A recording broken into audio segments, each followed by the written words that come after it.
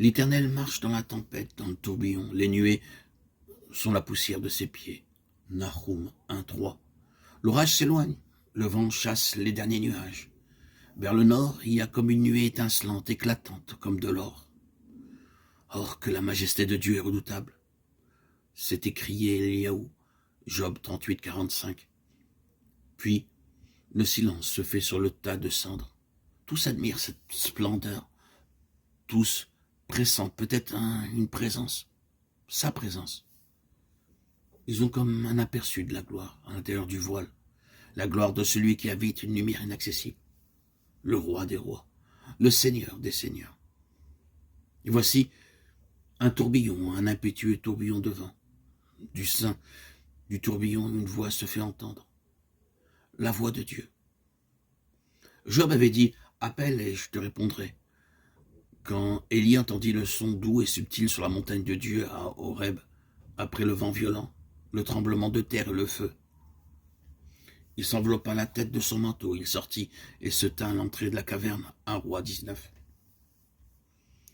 Il est probable que Job s'est prosterné quand il entendit la voix. Ses amis l'entendirent-ils aussi? Nous ne savons pas.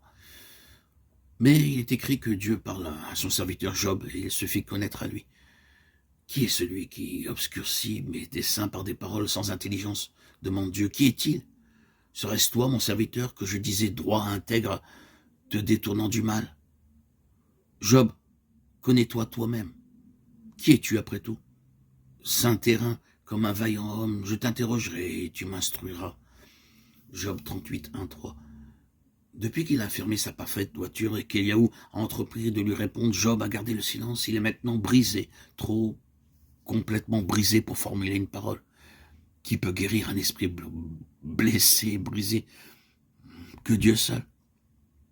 Aucune parole de Dieu n'est vide de puissance, inutile. Et nous pouvons croire que ce qu'il a dit a fortifié Job et l'a préparé à entendre ce que Dieu veut lui dire. Dieu ne répète pas les paroles d'Eliaou au sujet de la délivrance de l'affliction et concernant la rançon.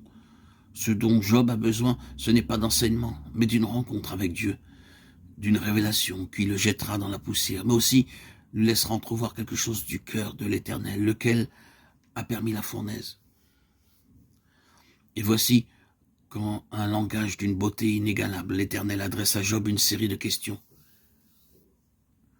lesquelles mettent en relief sa toute-puissance dans le ciel et sur la terre, faisant ainsi passer toute sa gloire devant les yeux de son serviteur, comme il le fit aussi plus tard pour Moïse. L'Éternel, Dieu miséricordieux et compatissant, lent à la colère, riche en bonté et en fidélité, qui conserve son amour jusqu'à 1000 générations. Exode 34, 5, 10.